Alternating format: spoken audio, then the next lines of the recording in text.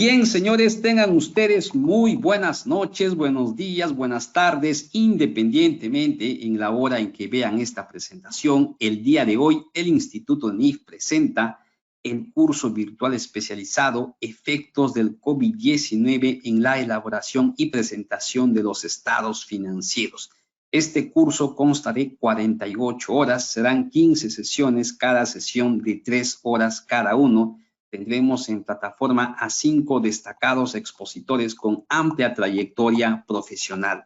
El día de hoy nos acompaña en plataforma el doctor Cristian Privat, líder de opinión en temas de normas internacionales de información financiera, socio de consultoría y auditoría financiera en la firma local de Antut, una firma con rápido crecimiento y líder aquí en Perú, indiscutible para nosotros. Como siempre, es un gran honor, un privilegio poder trabajar y contar con el apoyo y colaboración del doctor Cristian Privat a favor de nuestros asociados de la membresía de NIF. Voy a cederle la presentación y el micrófono al doctor Cristian Privat para escuchar también su presentación de él mismo y mi recomendación a la sala virtual, a los participantes. Aprovechemos, por favor, la presencia del doctor Cristian Privat durante estos 180 minutos. Nuestra política es de puertas abiertas. Tienen ustedes a disposición el chat como también el micrófono. Doctor Cristian, ¿cómo está? Muy buenas noches. Tiene el micrófono habilitado. Iniciamos nuestra sesión. Buenas noches, Edu. Así es. Estimados, vamos a comenzar el dictado del curso de NIF 9 Instrumentos Financieros. El curso de NIF 9 Instrumentos Financieros que vamos a dictar está enfocado a 3 conceptos importantes que son materia del cambio que hubo cuando se migró de la NIF 39 a la NIF 9 de Instrumentos Financieros, medición de instrumentos financieros. El primero es sobre la pérdida esperada, ¿no? El segundo es hablar algo de las coberturas contables. Y el tercer tema, que habla un poquito sobre las reestructuraciones de deudas.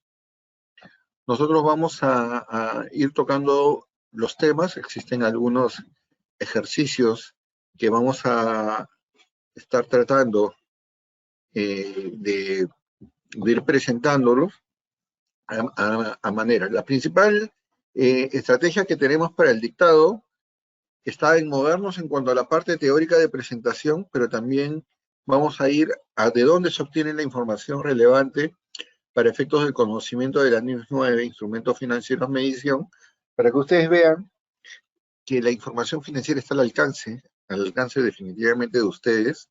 Lo único que hacemos nosotros es recopilar la información y en base a la experiencia les narramos y les explicamos cierta interpretación en relación a la norma, pero en general toda esta información parte desde la información que está en la página de www.org y también información que viene de las Big Four.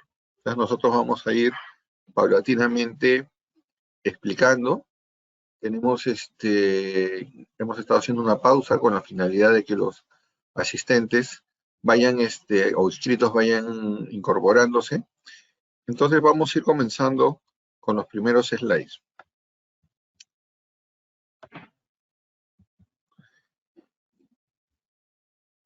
¿De dónde viene la experiencia en cuanto al dictado? Ya hemos venido dictando muchos cursos a lo largo de la vida profesional a través de la presencia en distintas firmas en las cuales hemos tenido el orgullo de pertenecer y en las cuales hemos estado explicando información relativa a los temas de adopción de NIF, distintas universidades a lo largo en el Perú.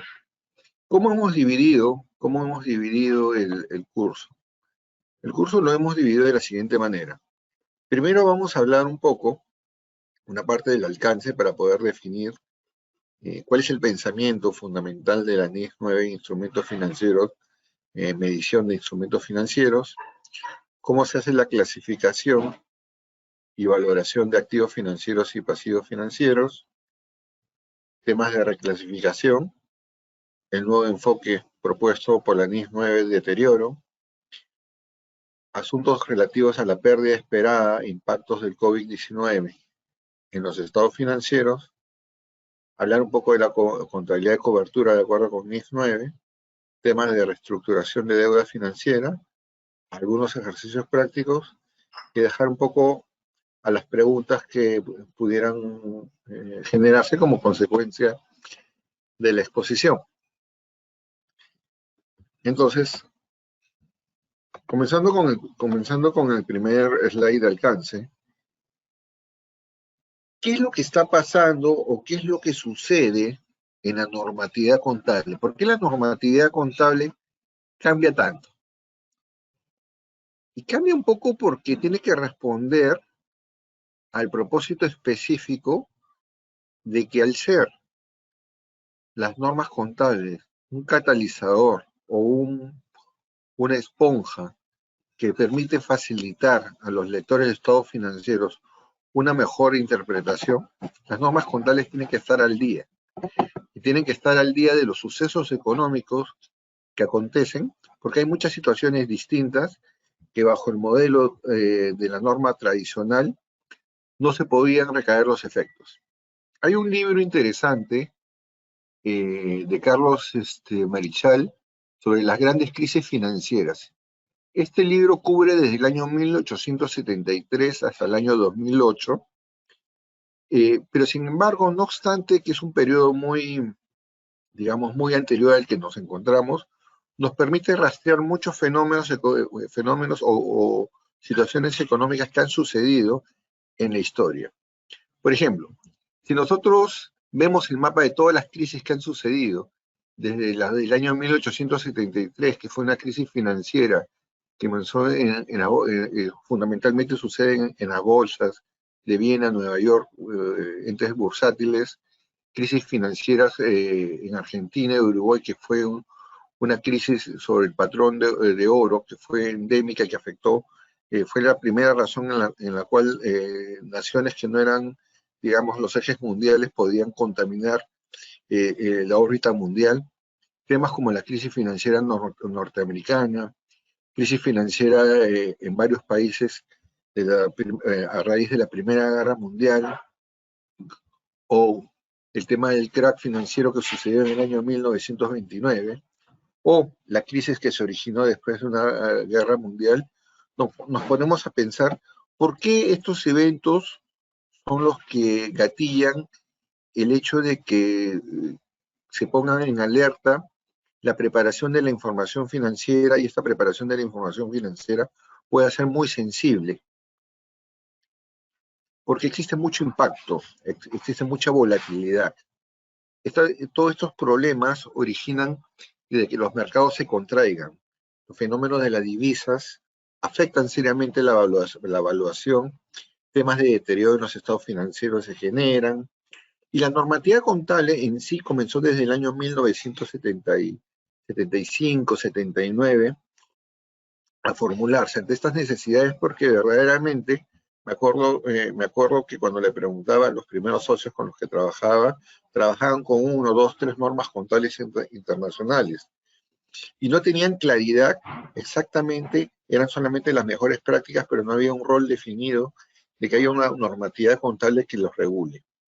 Si nosotros nos vamos hasta la última, nos encontramos con la del año 2008. Y la del 2008 es la que genera fundamentalmente la necesidad de que exista una norma contable que cambie el modelo tradicional que hasta ese momento venía existiendo. Previo a ese momento existía lo que era la NIC 39, pero se comienzan a dar ciertos colapsos o descalabros vinculados a crisis financieras. Los principales problemas que se sucedieron, por ejemplo, en el año 2008, es como el caso de la crisis de las hipotecas, de los bonos subprime en Estados Unidos, y todo esto originó todo un problema en el cual, ¿cómo puedo medir todo ese descalabro, ese deterioro en los instrumentos financieros que se podrían dar? Nosotros lo que hemos tratado a través de estos dos slides es señalar de que a lo largo de la historia van a haber muchas crisis financieras. Y estas crisis financieras tienen su reflejo en las bolsas de valores, en las bolsas de productos, en los mercados commodities, y todo esto se refleja en la medición de los instrumentos financieros. Un ejemplo claro de lo que sucede es el efecto del dólar versus el oro. Los dos patrones que reflejan distintas volatilidades y que tienen distintos comportamientos, y que los estados financieros se ven afectados porque los estados financieros se reflejan a través de las monedas funcionales en los cuales están contabilizadas las transacciones en cada país y que tienen un efecto casualmente en los medios de cambio. Si nosotros vemos este gráfico, también nos permite evidenciar cómo se ha ido moviendo el PBI mundial a lo largo de la historia. Y cuando vemos a lo largo de la historia, siempre vemos que existen quiebres, ¿no? Es como un fenómeno cíclico, ¿no? Que comienza con una gran crisis y nuevamente viene un repunte, nuevamente existe un periodo de crisis y nuevamente se genera un ambiente de crecimiento y siempre estamos en ese rol. Ahorita quizás nos encontramos al menos en los últimos 40 o 40, 60 años, no ha habido una crisis tan impactante como la que vivimos con el efecto del coronavirus, donde tanto se haya contraído el crecimiento del Producto Bruto Interno a nivel mundial. Una crisis total. Y la gran pregunta es, ¿dónde se refleja ese pronóstico preliminar? Esto fue medido al mes de abril. Este cuadro es medido hasta el mes de abril, donde existe un decrecimiento del punto 3 negativo. ¿Dónde se mide esto? ¿Qué es lo que puede suceder? ¿Qué variables afectan? Tasa cambiaria, la tasa de interés, los precios de los productos, la cotización de las acciones. Entonces, estas variables económicas que suceden a nivel mundial afectan seriamente la evaluación de los instrumentos financieros propiamente. Entonces, en tal sentido, surge la NIF 9 como una medida necesaria para poder contrarrestar la complicada aplicación de la norma de la NIC 39, medición de instrumentos financieros. Entonces, tal y como lo ven en el slide, la NIF 9 tiene un alcance muy similar a la NIC 39. Sin embargo, ataca ciertos conceptos que la NIC 39 no podía solucionar. Lo primero que se nos viene a la cabeza cuando hablamos de la NIC 39 es que estamos viendo una norma eminentemente complicada. Una norma que tiene entre 4 hasta 6 categorías de instrumentos financieros. Que en cada tipo de instrumentos financieros tenía un modelo de reconocimiento de medición particular y un modelo de deterioro de clasificación y presentación especial. La NIC 9, ¿qué es lo que hace? La NIC 9 es lo que trata de simplificar, de decir, no obstante, esa cantidad de clasificaciones deberíamos simplificarlo porque ya en sí el concepto de instrumentos financieros es un concepto sensible a la variación, complicado de entender, y tener una norma que sea lo eminentemente rígida no hace factible que atienda a las necesidades de que sea para uso general de todos los usuarios y que se pueda interpretar y pueda solucionar todos los problemas prácticos que ello conlleva.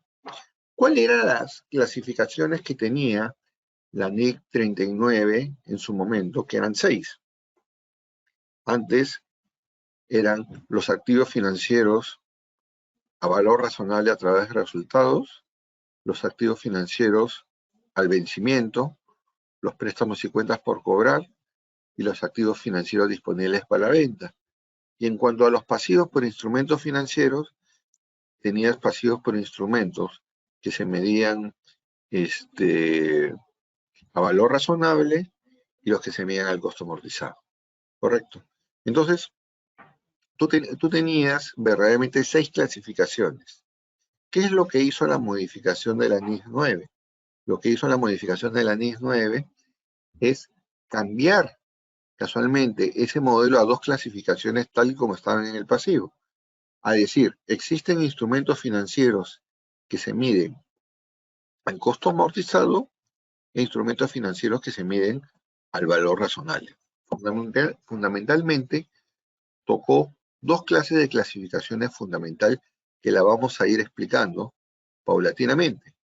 Sin embargo, lo importante no es ello, no es que se haya reducido en el caso de los activos financieros de 4 tipos de clasificaciones de activos financieros a 2 tipos. Ese no es el fondo.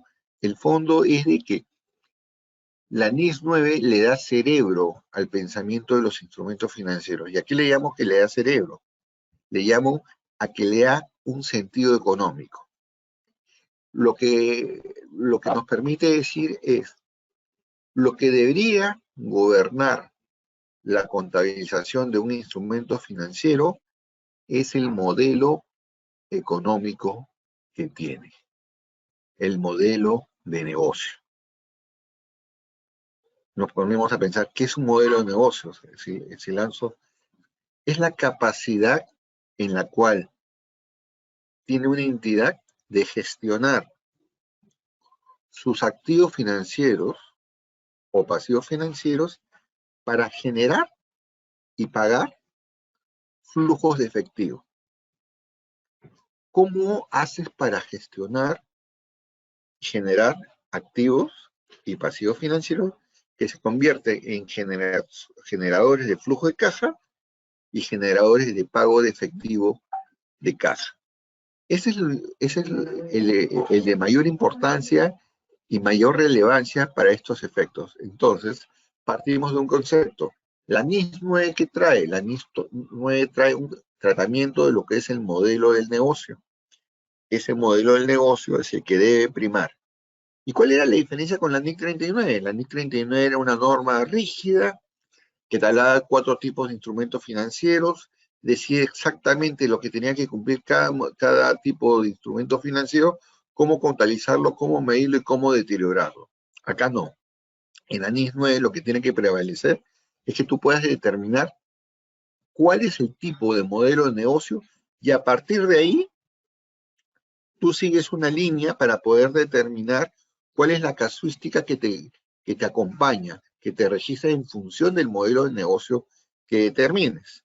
Ahora, para tú poder determinar el modelo de negocio, hay que tener en cuenta ciertas características.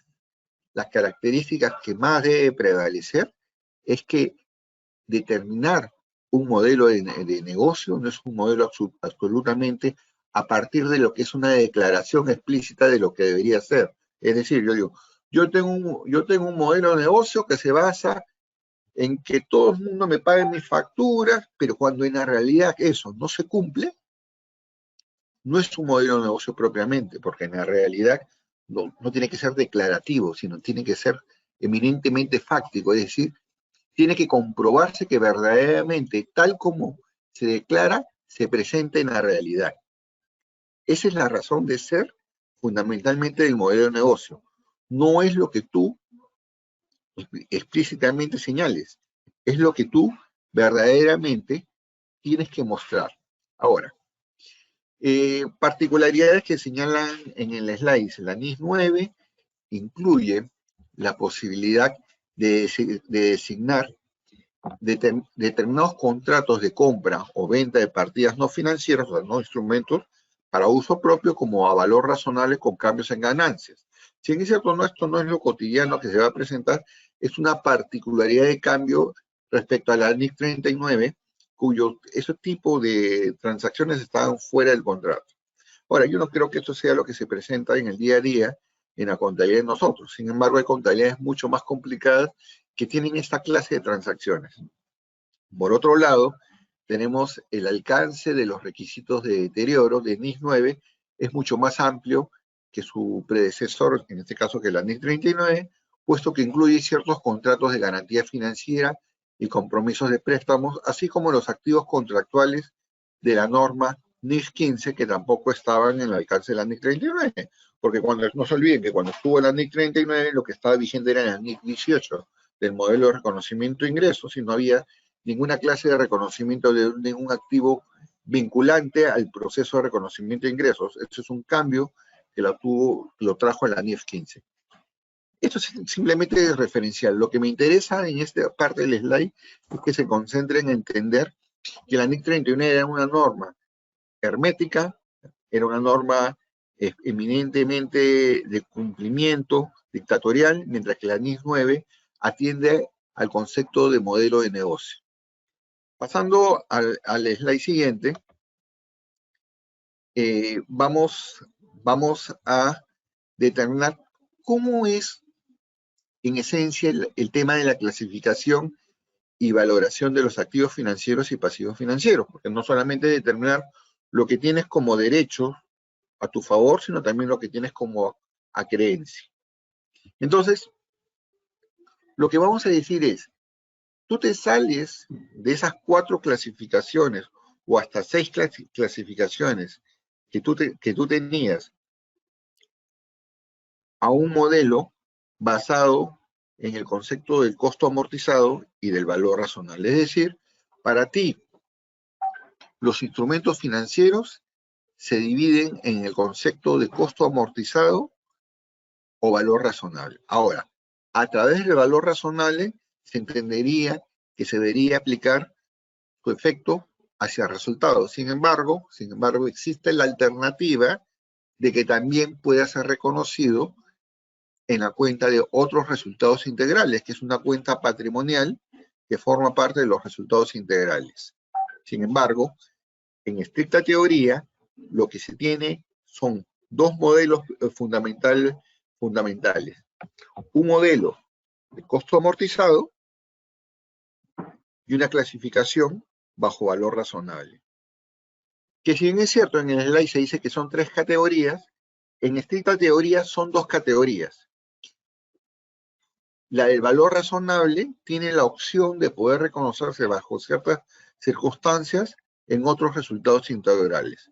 Entonces, este es un nuevo enfoque y no hay que olvidar algo. El enfoque no solamente es a través del modelo de negocio, sino a través de las características de los flujos contractuales que generan estos activos y estos pasivos bajo el modelo de negocio. Y en eso vamos a estar en la búsqueda de poder identificar cómo hacemos para poder clasificar esos activos de acuerdo a esas características. Porque la forma de determinar un costo amortizado es distinto al concepto del valor razonable. ¿Cómo clasifico y valoro un activo financiero? Y vamos a estar repasando bastante esta parte conceptual porque hace que después la parte práctica sea eminentemente sencilla. Cuando hablamos del costo amortizado, hablamos como cuando ustedes tienen un préstamo. Cuando ustedes tienen un préstamo, piden a una entidad bancaria un préstamo de 10.000 soles. Sin embargo, se van a dar cuenta de que existe un concepto que nunca le depositan exactamente el monto que solicitaron, porque probablemente no le depositan 10.000, sino le depositan 9.800 unidades monetarias. Vamos a hablarlo todo en unidades monetarias. 10.000 unidades monetarias, pero te depositan 9.800 y te dicen que existen 200 unidades monetarias que te cobran una comisión por desembolso.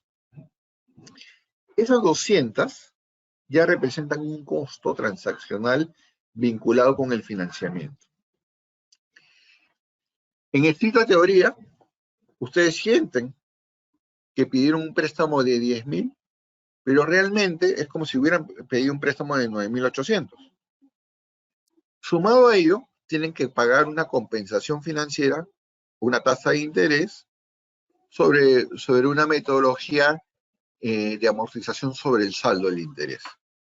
La tasa de interés que cobran puede ser alrededor del, digamos, 7%. La pregunta es, ¿realmente la tasa de interés que yo estoy pagando es el 7%? No, es el 7% más el efecto de esos 200, que es un costo adicional que estoy asumiendo por el desembolso. Como para mí lo que me interesa es saber cuál es mi tasa de interés, lo que yo establezco es una TIR, que no es otra cosa que la ponderación de esos 200 entre el costo de interés efectivo. Solamente para efectos de demostración, voy a irme a la hoja Excel para poder demostrar qué es lo que sucede. Voy a abrir una hoja Excel nueva y lo que voy a ampliar un poco para efectos visuales, y lo que yo digo es, yo tenía 10.000, imagínense que yo voy a pagar una compensación de unas cuotas mayores durante 5 años. Y estas cuotas mayores que voy a pagar menos 3.000.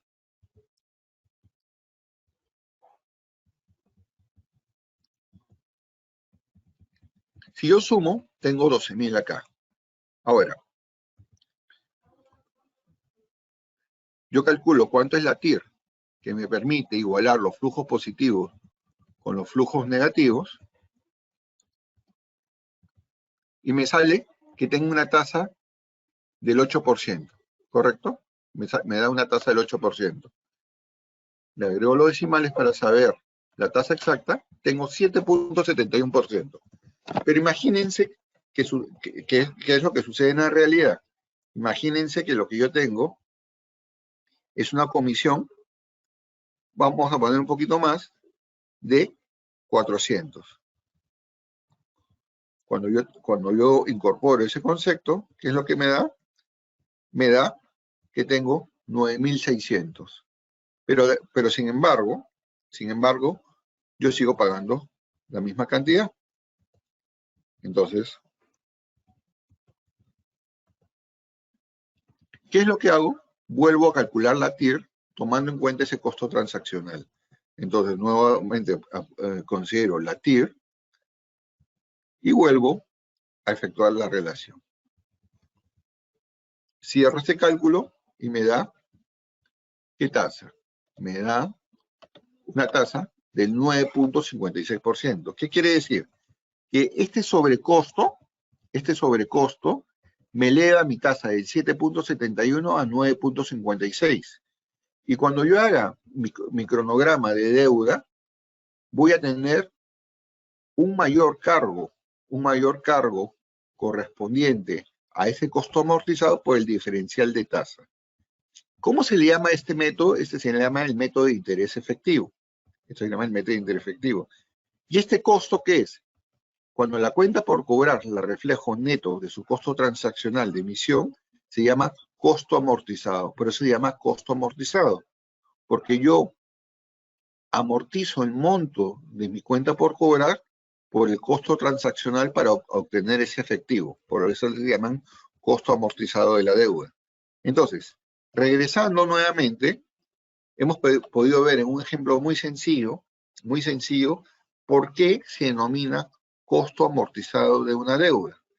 Y es distinto al valor razonable, porque el valor razonable, y que lo vamos a ver en otra clase, simplemente es el valor que yo obtengo por un activo a través de la relación entre un grupo de compradores y vendedores en un mercado justo de intercambio, que es totalmente distinto al costo amortizado de deuda.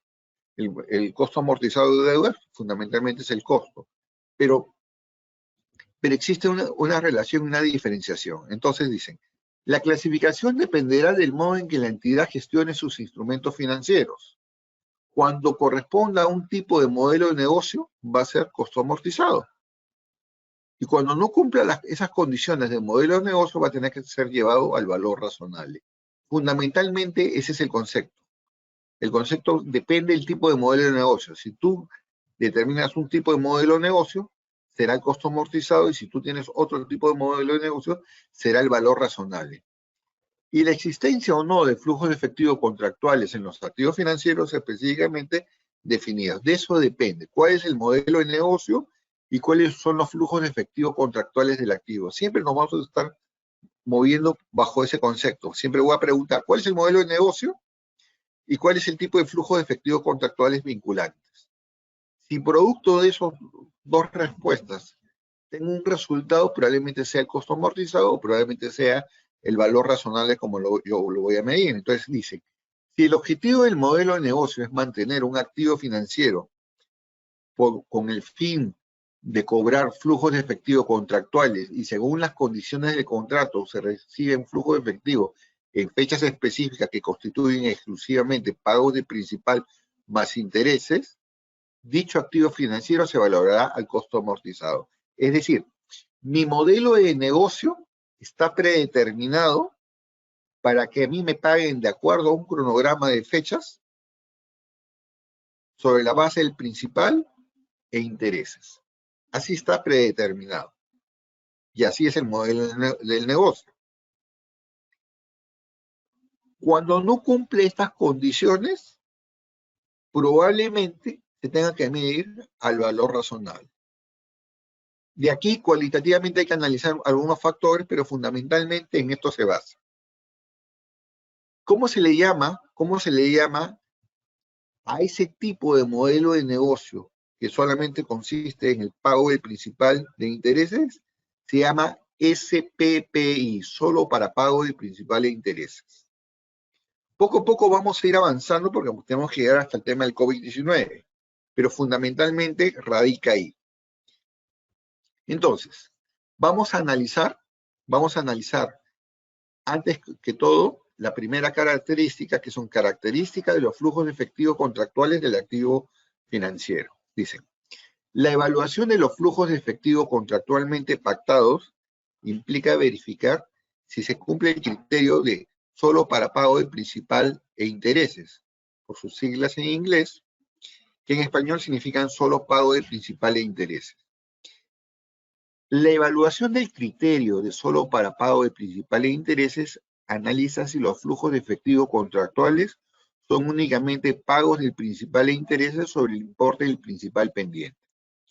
Se debe tomar en cuenta la aplicación del juicio profesional y considerar factores relevantes tales como la moneda en que se denomina el activo financiero y el periodo en que se establece la tasa de interés.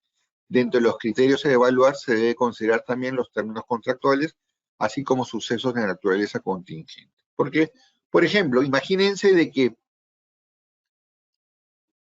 el 95% de mi cartera la tuve que regir por el cobro del principal de intereses.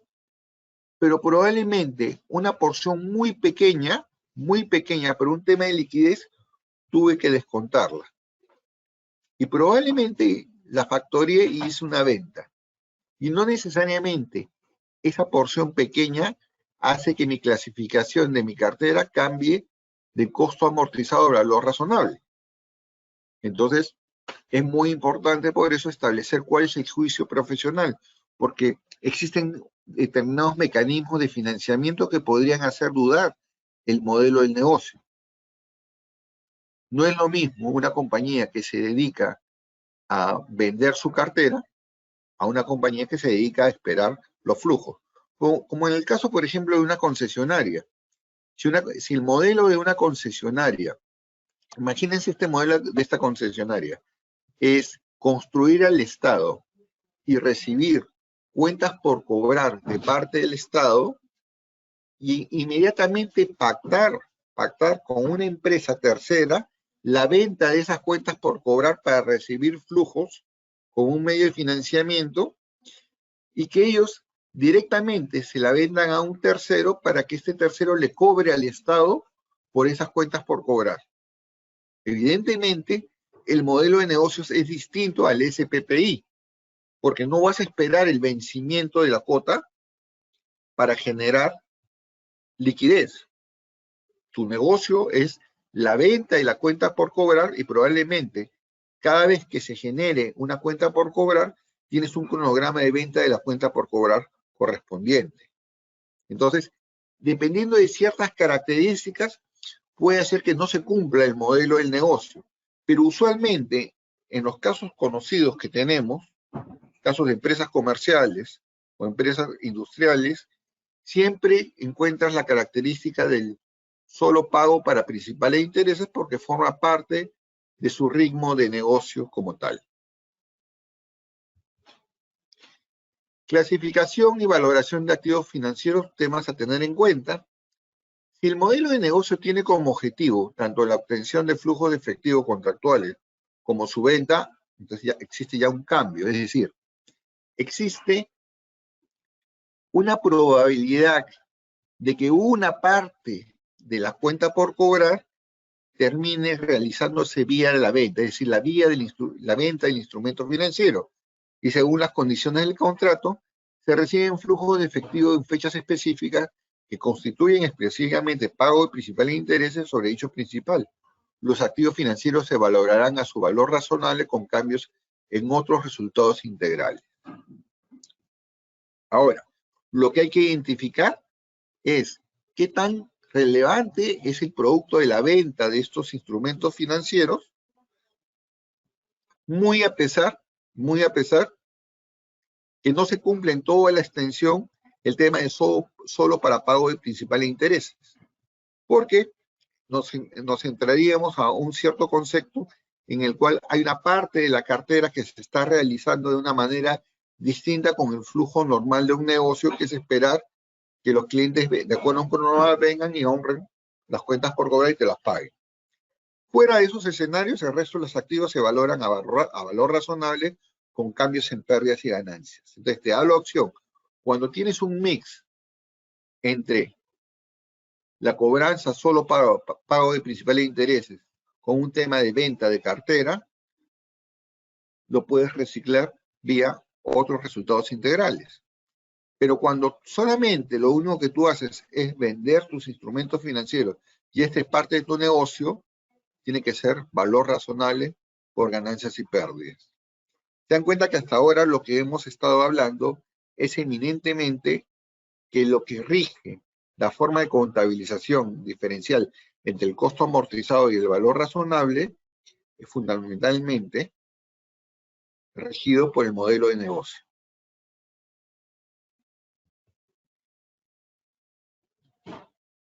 Ahora, en el plano 1, lo que hemos visto es, de acuerdo con las características del flujo efectivo, o es solo pago de principales intereses o no lo es, ¿no? Esas son las dos clases de flujos que se dan, ¿no? ¿Viene el flujo o no viene el flujo producto de pago de principales intereses? Ahora entramos a tallar con lo que es el modelo de negocio de la entidad para gestionar los activos financieros. Y esta es parte de la segunda pregunta, porque cuando tú tienes tu cartera por cobrar, lo primero que se te viene es ¿cómo se generan los flujos? No, es a través de pago de principal interés. Ah, muy bien. ¿Y cómo es el modelo de negocio? Entonces dicen, existen tres clases de situaciones que se pueden presentar. Lo que es el Held to Collect, el BOF Held to Collect and for Sale o otros modelos. ¿En qué consiste esto? El Held to Collect significa modelo orientado a mantener los instrumentos para recibir flujos de efectivo. Es decir, tú tienes las cuentas por cobrar bajo tu control y no las vas a realizar con nadie, porque tú esperas que se genere casualmente el ingreso de los flujos de caja. Held to Collect. Entonces, ¿tú qué tienes? Tú tienes un SPPI, que es solo para pago principal de interés, y un modelo de negocio Held to Collect. Cuando cumples el SPPI y el Held to Collect, indefectiblemente estás en el costo amortizado. Vamos al otro. Estás con el otro. BOF, Held to Collect and for Sale. ¿Qué quiere decir esto? Que el modelo está orientado tanto a recibir flujos de efectivos contractuales como a vender los activos, ¿no? Entonces, en ese caso, tú estás en el hecho de que lo tienes que llevar a valor razonable y los efectos los reconoces en otros resultados integrales. Y otra clase de modelos de negocio que no adaptan a ninguna de las dos categorías previas pueden ser solo el hecho de que tú mantienes una cartera de inversiones con la finalidad de venderlos en el momento que se generen, por ejemplo, el hecho de acciones o paquete de acciones tipo ETF que mantienes, que estás listo a la cotización para poderlos vender en el momento y te mueves de acuerdo al concepto del valor razonable. Entonces, ¿cuáles son los dos conceptos? Es cómo se generan los flujos y cuál es el tipo de modelo de negocio. ¿Cómo se generan los flujos? A través del SPPI, o no aplicas el SPPI, y el tipo de modelo de negocio que pueden ser tres, el Held to Collect o el both Held to Collect and for Sale, que quiere decir tanto el disponible para cobrar como para vender. O sea, tú mantienes esa dualidad. Y los otros modelos que no tienes esa dualidad, sencillamente lo que tú buscas es la venta permanente de los instrumentos financieros de acuerdo a las necesidades de liquidez que se tengan. Yendo a esto, lo que diremos es lo siguiente. Solo aquellos instrumentos que cumplen con el criterio de SPPI y se gestiona en un modelo de Held to Collect son reconocidos al costo amortizado. Porque evidentemente lo que buscas es cumplir de acuerdo a un modelo contractual el ingreso de la caja y la compensación del interés de acuerdo a lo establecido en el contrato. La determinación de los modelos de negocio de una entidad se efectúan a nivel más alto de dirección. ¿Y esto qué quiere decir? Que el modelo del negocio no tiene que ver necesariamente con algo que esté escrito, tiene que ver con el concepto de gestión. Y para que su identificación debe tomarse en cuenta una serie de factores, como la manera en la cual la gerencia reporta y evalúa la gestión, las modalidades de compensación para ejecutivos a nivel de agregación de títulos que son administrados individualmente por carteras, los riesgos que afectan el desempeño y las políticas implementadas para mitigarlos, entre otros. Fundamentalmente, ese es el impacto que debe ser relevante. Ahora, vamos a ver dos ejemplos, pero la pregunta que haría es, cuando estamos hablando de instrumentos financieros, siempre se nos va a venir, la pregunta es, ¿se han dado cuenta que siempre estamos hablando del modelo de pérdida esperada sobre las cuentas por cobrar comerciales? Mi pregunta es, ¿y qué pasa con las otras cuentas por cobrar? ¿Qué pasa con las cuentas con afiliadas? ¿Qué es lo que debería tratar ahí? Porque lo peor que podría pasar es de que esté en un proceso de auditoría y mi auditor me pida, necesito cuál es tu análisis de pérdida esperada de tus cuentas corrientes con afiliadas. Necesito el memo de entendimiento de esa transacción. Y lo importante ahí es cómo yo tengo que proceder para poder encontrar una respuesta coherente a ello. ¿Ya? Eso lo dejamos para resolverlo de acá a unos slides, pero en la cabeza nosotros tenemos que estar metidos en esto. Yo tengo que hacer mi modelo de pérdida esperada, ¿correcto? ¿Cómo tengo que, ahí me estoy adelantando, pero lo primero es, ¿cómo tengo que hacer mi modelo para poder designar si mis activos financieros o mis pasivos financieros los llevo al costo amortizado o al valor razonable? Tiene que ver con la capacidad de generación de flujo de caja y con mi modelo de negocio, ¿correcto? Dependiendo de esas características. Y lo que yo tengo que analizar muy bien es ese modelo. Entonces vamos a poner el primer ejemplo. Miren, el modelo de negocio de una entidad es comprar carteras de activos financieros. Imagínense una compañía que está asociada a un banco y le compra la cartera por cobrar de, digamos, toda esa cartera que está casi incobrable para hacer la gestión de cobranza, ¿correcto? Tales como préstamos. Las carteras pueden incluir o no activos financieros que hayan sufrido deterioro crediticio, ¿no? O sea, puede ser o no puede ser, ¿no? Que tengan deterioro o no tengan deterioro. Si el pago de los préstamos no se realiza a tiempo, la entidad pretende obtener los flujos de efectivo contractuales a través de varias formas.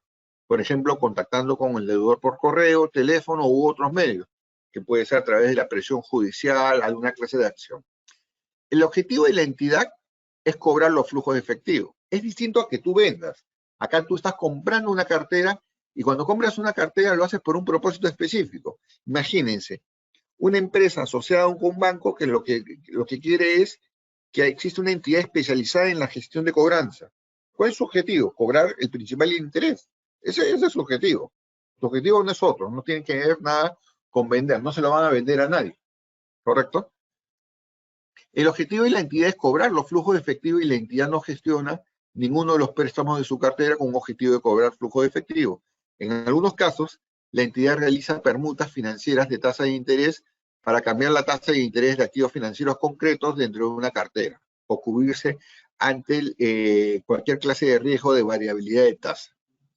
¿Cuál es el análisis o cómo tenemos que pensar en este caso? Aparentemente, hasta este momento, lo que estamos concluyendo es el hecho que yo compré una cartera es distinto a cuando uno vende una cartera. Si yo soy una compañía que se dedica a vender cartera, obviamente podría estar dentro del modelo propiamente de valor razonable, ¿correcto? No sé si precisamente estoy en el modelo de valor razonable que pasa por otros resultados integrales o lo que pasa por resultados directamente. No estoy muy seguro, ¿correcto? Pero fundamentalmente tiene que ver el modelo de negocio asociado. ¿Cuál es mi análisis? ¿Cómo tengo que pensar? El objetivo del modelo de negocio y la entidad es mantener los activos financieros para obtener los flujos de efectivo contractuales. El mismo análisis se aplicaría incluso si la entidad no espera recibir todos los flujos de efectivo contractuales. Por ejemplo, algunos de los activos financieros tienen deteriorado el crédito en su reconocimiento inicial. Claro, porque tú compraste una cartera que desde el momento que compraste la cartera ya era una cartera pesada. Entonces probablemente no era tan fácil realizarla. Más aún el hecho de que la entidad haya contratado derivados para modificar los flujos de efectivo de la cartera no cambia por sí mismo el modelo de negocio de la entidad. ¿Y cuál es el modelo de negocio de la entidad? Cobrar principal e interés. Ese es el modelo de negocio. Entonces, ¿cuál es la definición? Esto es SPPI, solo para pago principal e interés, y su modelo es Held to Collect, que lo que quiere es cobrar, fundamentalmente. Y esa es la clase de análisis. Vamos al segundo ejemplo. El ejemplo 2. Una entidad prevé desembolsos de capital para que dentro de unos pocos años, lo leo nuevamente, una entidad prevé desembolsos de capital para dentro de unos pocos años. La entidad invierte su exceso de efectivo en activos financieros de corto y largo plazo, de forma que pueda financiar el desembolso cuando surja la necesidad. Muchos de los activos financieros tienen vidas contractuales que exceden el periodo de inversión previsto en la entidad, es decir, no existe un calce necesariamente. Entonces, el tiempo que se va a demorar para cobrar va a ser insuficiente para poder atender obligaciones. La entidad conservará activos financieros para cobrar flujos de efectivo contractuales y cuando surja una oportunidad, venderá activos financieros para reinvertir el efectivo en activos financieros con mayor rentabilidad. Los gestores de la cartera son remunerados sobre la base de la rentabilidad global generada por la cartera. ¿Cómo tengo que pensar? Lo primero que tengo que pensar es cuánto representa la parte que es SPPI, solo para pago principal e intereses, de lo que puede ser una gestión de venta que puedo obtener por oportunidad. Dice, el objetivo del modelo de negocio es lograr la obtención de flujos de efectivo contractuales y la venta de activos financieros. Pero lo que tengo que determinar, ¿cuánto representa la venta de activos financieros? Si la venta de activos financieros hace que yo diga que mi modelo de negocio no es solamente el Held to Collect, sino también está destinado a la venta. La entidad tomará decisiones sobre la base del negocio en marcha, sobre si la obtención de los flujos de efectivo contractuales o la venta de activos financieros maximizará la rentabilidad de la cartera hasta que surja la necesidad del efectivo invertido. Por tanto, considérese una entidad que prevé una salida de efectivo en 5 años para financiar desembolsos de capital e invierte el exceso de efectivo en activos financieros a corto plazo.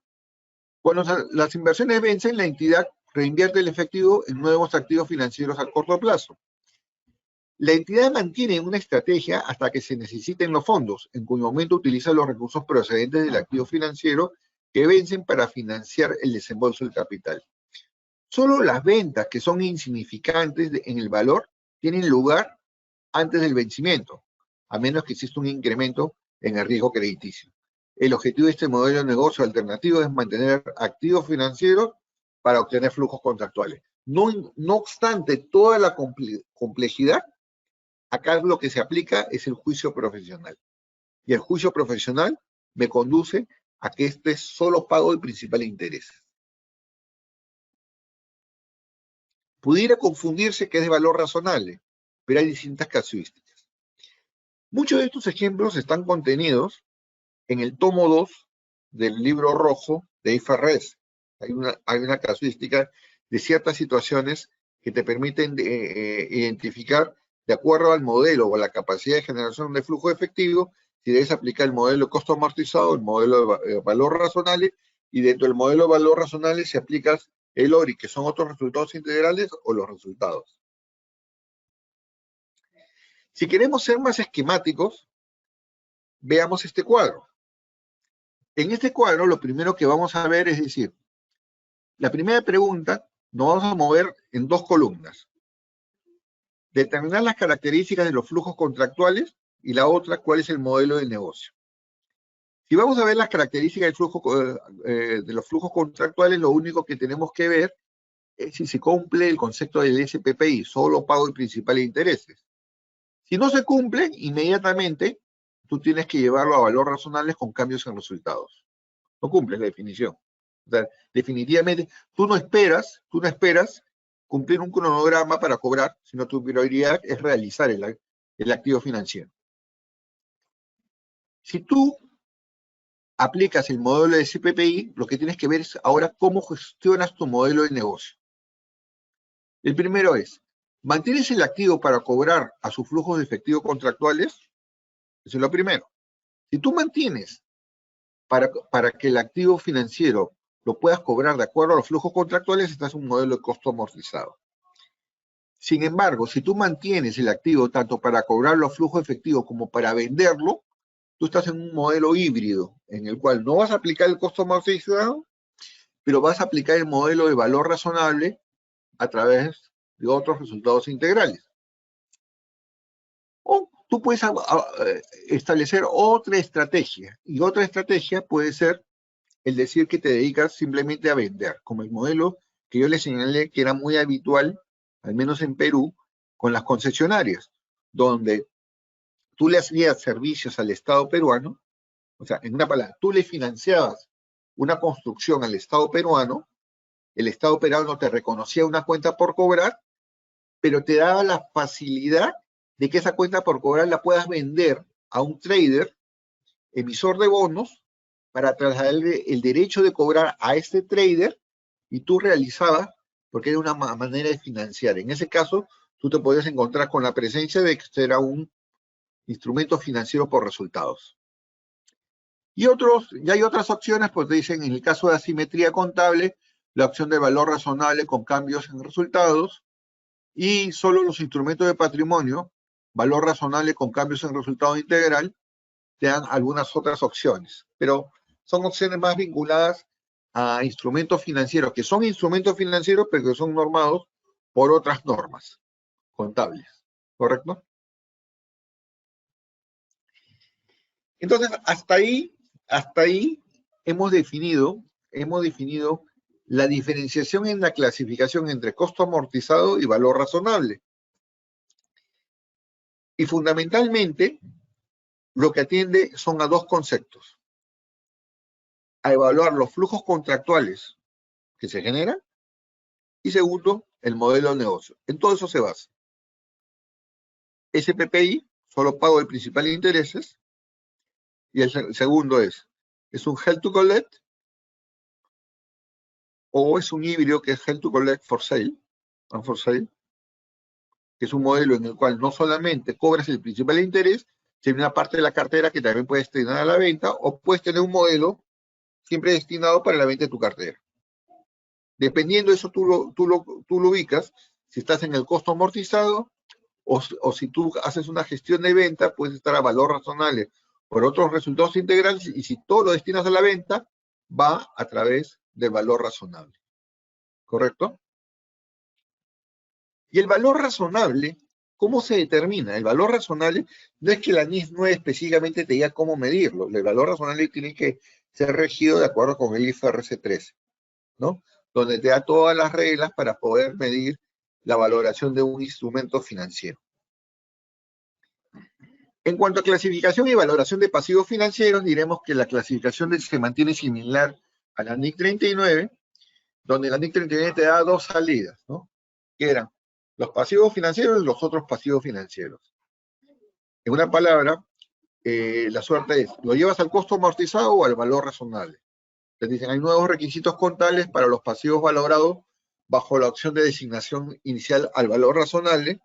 En este caso, los cambios en el valor razonable originados por la variación del riesgo propio del crédito se van a otros resultados integrales, y este es un cambio fundamental en relación a la NIC 39, que te decía de que cualquier cambio, o que claramente señalaba que cualquier cambio en el riesgo crediticio se afectaba a resultados, pero la NIS 9 te ofrece que lo tengas que reciclar en otros resultados integrales. Y no se recicla posteriormente a resultados, sino queda ya posteado ahí. Vamos a hacer un repaso nuevamente, porque ahora lo que vamos a comparar un poco es cómo se muestra la clasificación de pasivos financieros de acuerdo con la NIS 9 comparado con la NIS 34. Bajo la NIS 9 vamos a tener tres clases de, digamos, de clasificación. Costo amortizado, que es el ejemplo que vimos, de que a través de la tasa de interés efectivo, todos los costos incurridos en la obtención de un instrumento financiero son amortizados hacia el costo del activo y reconocidos en resultados a través del método del interés efectivo. Hay instrumentos que son mantenidos para negociar, incluidos los derivados, que se van a través del valor razonable por resultados, y los que son opción de valor razonable, que es que va con valor razonable con cambios en resultados, excepto las variaciones relacionadas con el riesgo propio crediticio, que deberían irse a otros resultados integrales. Comparados con la NIC 39, no hay cambios en el costo amortizado.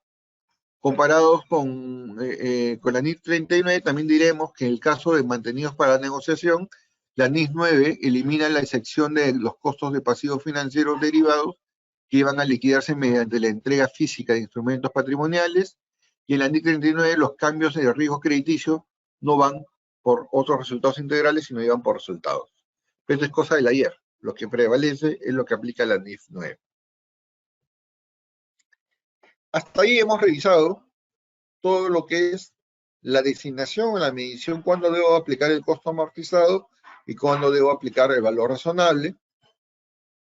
Lo que diremos es de que la NIS 9, los activos financieros se reclasifican sí y solo sí si el objeto del modelo de negocio de una entidad sufre cambios significativos. Sin embargo, la norma prevé que esas circunstancias se producen muy raramente. Un negocio desde que se constituye tiene preestablecido el modelo de negocio, ¿no? A menos que te dediques a otra clase de actividad. No, tu negocio cambia rotundamente, ¿no?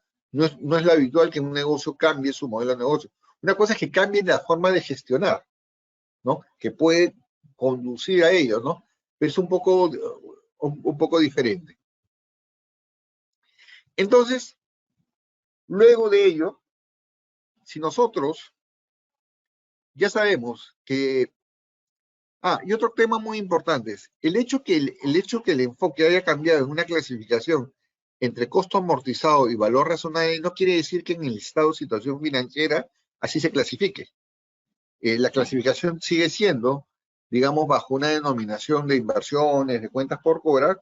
Lo único que al interior de las notas a los estados financieros se realiza como una especie de clasificación para poder determinar qué parte de tus instrumentos financieros se miden al costo amortizado, cuáles se miden al valor razonable por ORI, a otros resultados integrales, y cuáles se miden a valor razonable a través de resultados. Vamos al concepto del nuevo enfoque del deterioro, o ya el enfoque vigente, propuesto por la NIF 9, del deterioro.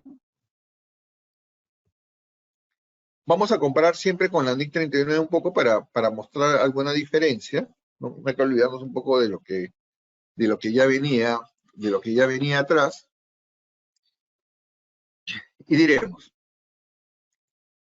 la principal diferencia entre la NIC 39 y la NIF 9 es el efecto predictivo que tiene la NIF 9.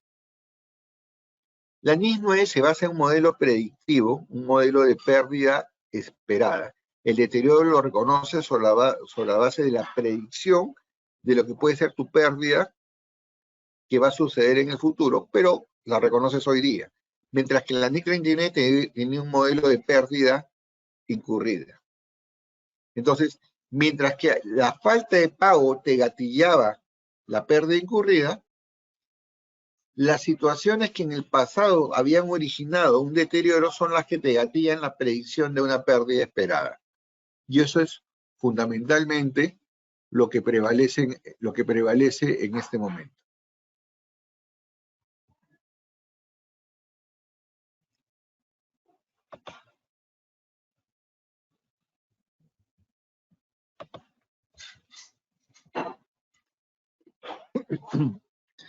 Entonces, mientras el modelo de la NIC 39, el modelo de pérdida incurrida, en la NIC 9 tiene un modelo de pérdida esperada, bajo la NIC 39 los instrumentos medidos al costo amortizado y a valores razonables con efectos en otros resultados integrales, que es lo mismo, en eso no cambió. Bajo la NIC 39 era por tipo de negocio, mientras que en la NIC 9 hay un modelo de cubetas, hay un modelo de 3 cubetas, que es el que vamos a ver a continuación, que es un modelo sobre el que tú evalúas la pérdida esperada en una cubeta 1, que es de menor riesgo, por los primeros 12 meses de la vida de un instrumento financiero, una cubeta 2, que es por toda la vida de un instrumento financiero que es mayor a 12 meses, y una cubeta 3, que con donde ya se gatilla lo que es la pérdida incurrida, porque efectivamente, ¿cuál es la diferencia entre la cubeta 1 y la cubeta 2? La diferencia es de que la cubeta 2, tú llegas a ese modelo cuando el riesgo de crediticio incremental es elevado del modelo 1 y pasas al modelo 2. Y obviamente el modelo 3 es cuando ya tienes una pérdida incurrida en tu instrumento. ¿Cuál es la diferencia de esto? El regulador, en el IASB, lo que procuró fue entender mejor el comportamiento, porque entendía que en el timeline, en la línea de la vida del instrumento financiero, pasa mucho de eso. Pasa mucho que las pérdidas son controladas o hay un modelo de negocio donde la pérdida es endémica en todo el instrumento financiero y quiso separarlo. Parte del periodo de transición que hubo con el FAS, que son los Financial Accounting Standard Board de Estados Unidos, fue un periodo de transición, pero los que no llegaron a conciliar, y la verdad que fue un fracaso el proceso de conciliación con ellos, es que en Estados Unidos solamente hay 2 modelos fundamentalmente. Para ellos, la pérdida tiene que hacerse por toda la vida del instrumento financiero, mientras que para el IASB existía un modelo de 3 cubetas. Y eso nunca pudo conciliar. ¿Correcto? Ese es alguno de los términos. Yo había tomado nota de algunos temas que me habían parecido interesantes. Ese era uno de ellos, en cuanto a la desaveniencia que había habido entre el IASB y el FAS. Y algo que no haya mencionado hasta el momento, creo que hasta el momento todo lo he señalado. ¿Cómo se determinan las pérdidas esperadas en el contexto del COVID-19 en los estados financieros? Hasta el momento hemos estado señalando de tal manera. En la parte de acá vamos a ir a un video. Si me dejan un ratito buscar bien.